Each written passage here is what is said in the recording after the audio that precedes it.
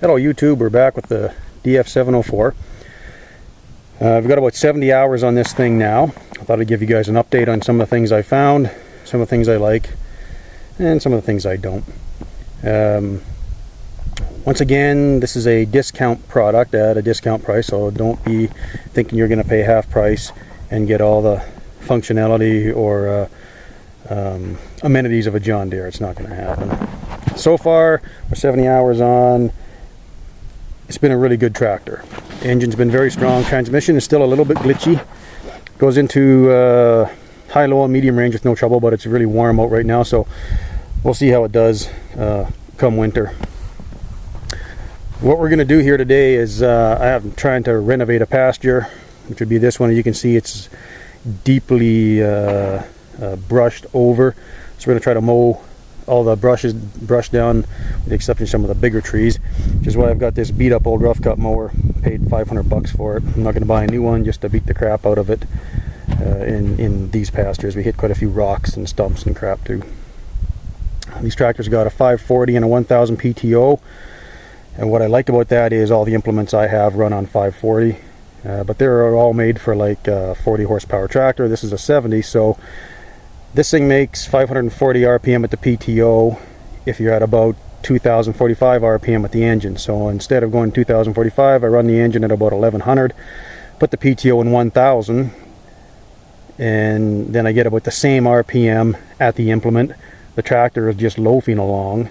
Like, you can literally go for about 2 days on one tank of gas because it just doesn't burn into gas at all. And then you still got plenty of power left if you got to get through some mud or something. I ordered the adapter so I can put some fluid in these tires. It's still way too light in the back end. It's still very tippy. It feels very tippy. I thought I was going to tip it over the other day, so I'm going to take these tires off and swap them left for right, and that'll give me like, I think, an extra foot of width on the back, just because of the way the rim is made. Apparently I can do that and keep the wheel weights where they are, so I don't got to play with that. Got to get that done before I put the ballast in the tires, though, because it's going to be a little bit difficult after that.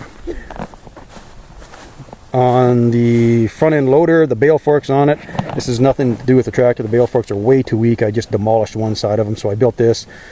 This is out of 3/8 thick wall, square steel tubing.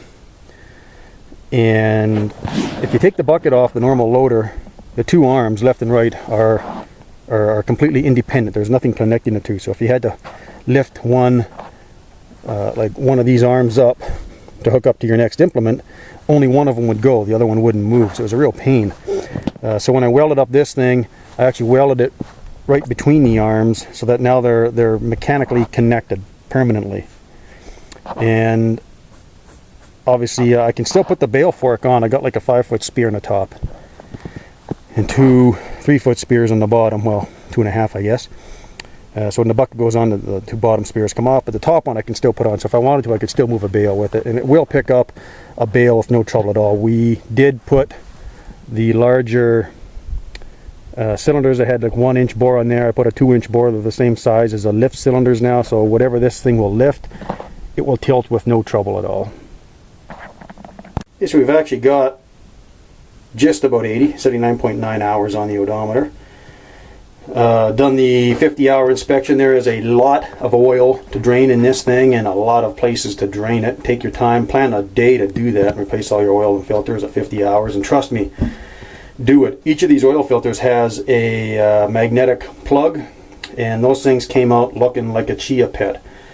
So when we hit 100 hours, we're going to do the entire 50-hour break-in oil change again, just to make sure that we're not, I mean, if it comes out 2 or 3 times looking like that, you'd expect it in the wear-in period. You're gonna have some metal in there, but after the second or third oil change, it should calm down. If it doesn't, then we're gonna have some problems with this thing.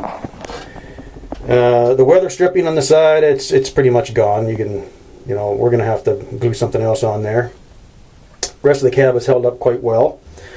One of the things that I'm, I guess, kind of frustrated about is the clutch. It's 2-stage clutch. Push it down about that far, the engine disengages, push it down all the way, and the PTO disengages. And there's too much travel between where the engine disengages and where the PTO disengages. There's a single point clutch adjustment, which you can see there. It's that like brown looking tube. You adjust that, you adjust both of them. So I was having some trouble. The PTO would not disengage, so I tightened that up. So the PTO does disengage now. But the tractor engine is like, you just right there.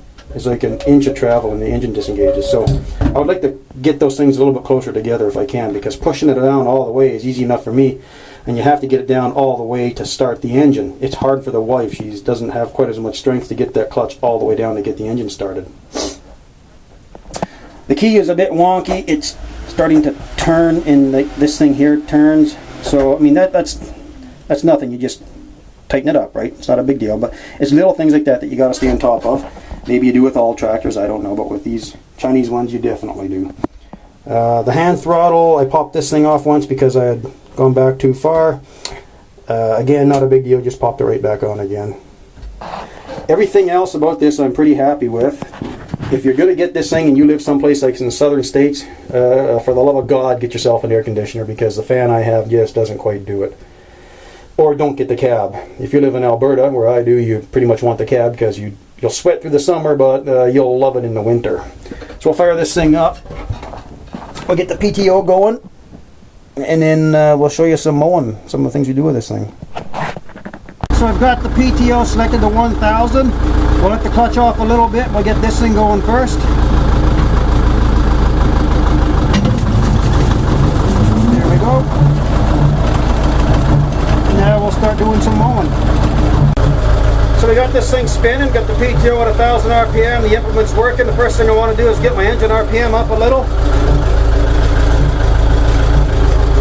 So bring the hand throttle up till we see about just over 1000.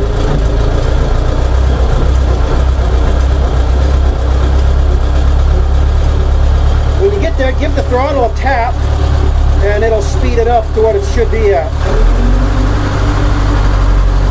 Now make your adjustment.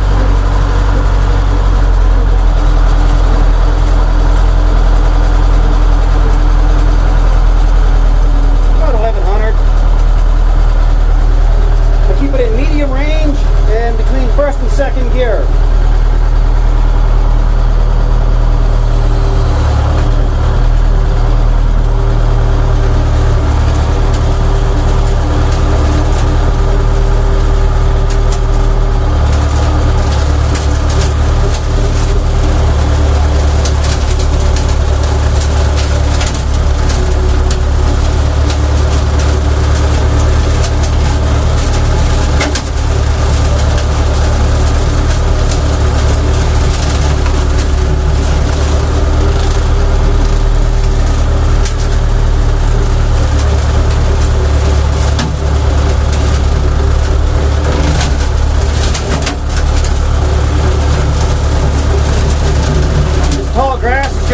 Pretty hard. This tall, thick grass actually works harder than going through the brush. As she starts to bog down, we'll just step on the throttle a little.